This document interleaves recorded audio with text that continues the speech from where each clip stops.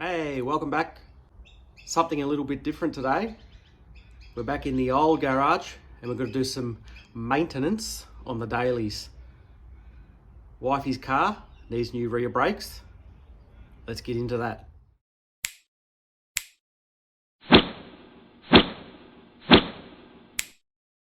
So what have we got here? This is a 2020 Subaru BRZ.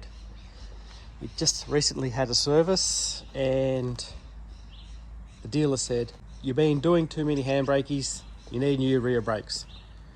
That'll cost you $992.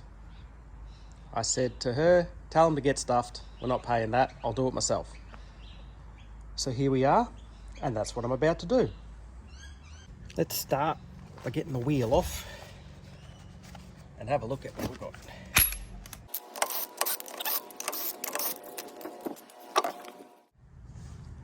Brembo caliper. Now I've never done one of these, so it's all learning.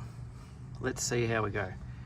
From what I believe, there's a couple of pins on the back of these pins here, and they slide out through the back. Once you pop those pins out, then you take this off, and then your pads should come straight out.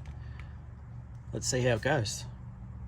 And there's not much room in here, let alone enough for my head and the camera, but you've got one of those clips there and another one there.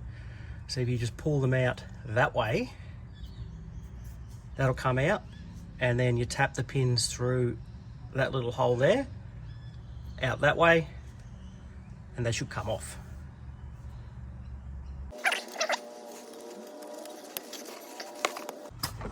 That's one. So you want to pull up towards you. See that? Up that way. Put them so I don't lose them with the wheel nuts. Now we want to get those slidey pin things out. So I've got a baby Allen key here. I'm just going to push it through this little hole here, see what happens. That's one out. We'll go for number two. Ooh, that one's a lot easier. Here's number two out. Take that clip out, and then we're left with the brake pads. So what you want to do is you want to kind of try and push the pistons in while you've got the pads in. So just move them around. The trick is to try and get them to move so they're not pushing one in, one out, one the other way. Because if you do one, the other one goes. So get this inner pad out first, and we'll get our new pad, which is the DBA equivalent, Disc Brakes Australia. Now you want the one without the wear indicator because that seems to be on that side. So we'll put that pad in. Now the old pad does have a shim on it, but I'm not going to put that on because I reckon if I put that on, it's going to rattle on there. It comes with a shim on it, so I'm going to trust that that's correct. So we'll put this pad in, and then we'll get the other old pad out. And again, that's got a shim, but it's also got a wear indicator. So we're just away from wear indicator on that pad, so it was almost metal on metal. Good job we're changing. Now we'll see if we've got enough room to get that other pad in. Other pad, wear indicator.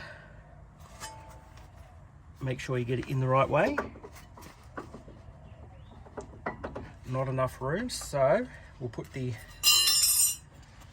old pad back in, and then we'll just try and open that piston out further so we can get that pad in.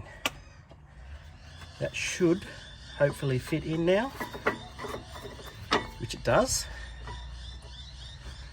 Line up your mating surfaces. The box does have a bit of grease in it, and they want you to just grease down the edge there so you don't get any squealing. So we'll put a bit of that on so we don't get any squealing, and then we can put it back together.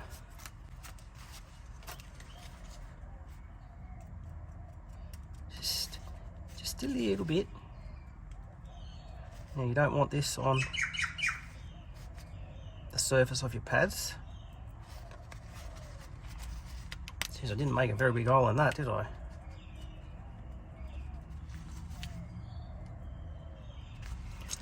Okay, one done. Right way, surfaces meeting the rotor.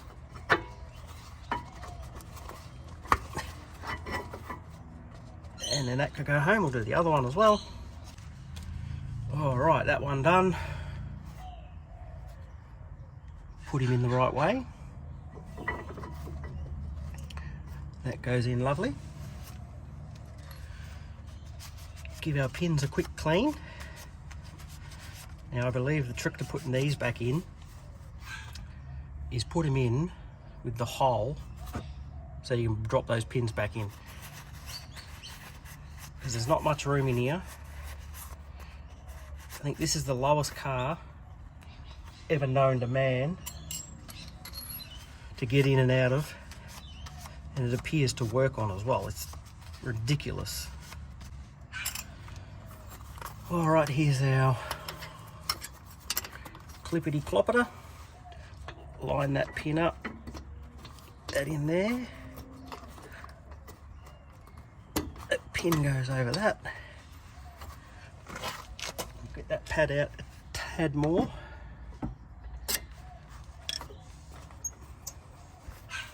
It's just in a squidge so we can get that pin through. Alright, that's as good as in. Then we want to do the same again, hoping that pin hasn't rotated. So, hole where we want it, into that pad, push on that.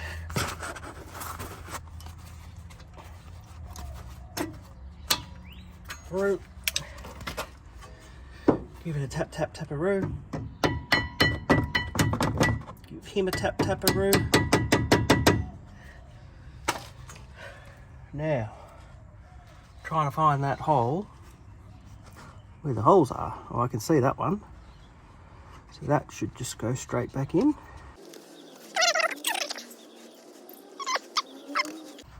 Okay, that's one in.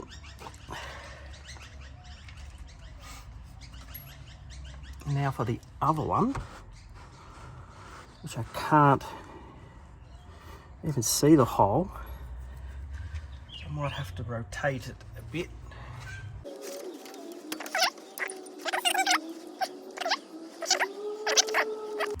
All right, that was it.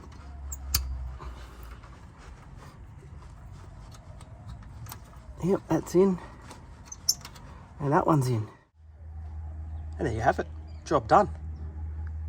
Quite a lot easier than the standard caliper. You don't have to unbolt anything. All I've got is a pair of pliers, a screwdriver, which I didn't really have to use, and a small Allen key on a hammer to tap those pins back in to the home position.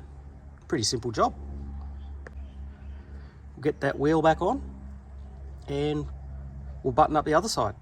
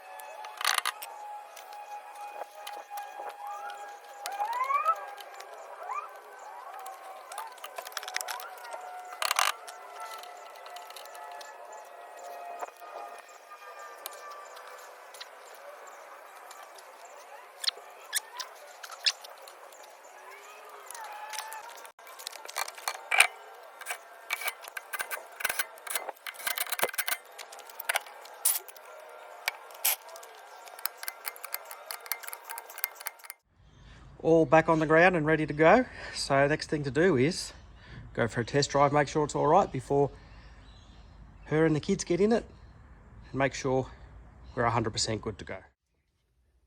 Well, there we go. If you ever want to change the brake pads in your Brembo brake calipers, give it a crack. It's not that hard. I think it's a lot easier than a standard caliper. You don't have to unbolt anything. It's just a couple of retaining clips and a couple of pins. Your pads are in and out in a jiffy. What time is it? No clock in here. 2:13. With a lot of dicking around, getting stuff from the other garage and all that kind of stuff, test drive with inside an hour. So it's pretty quick. I reckon maybe 10-15 minutes per side if you know what you're doing. Anyway, give it a crack, see how you go. Thanks for watching, guys. We'll see you next time. Ciao, ciao.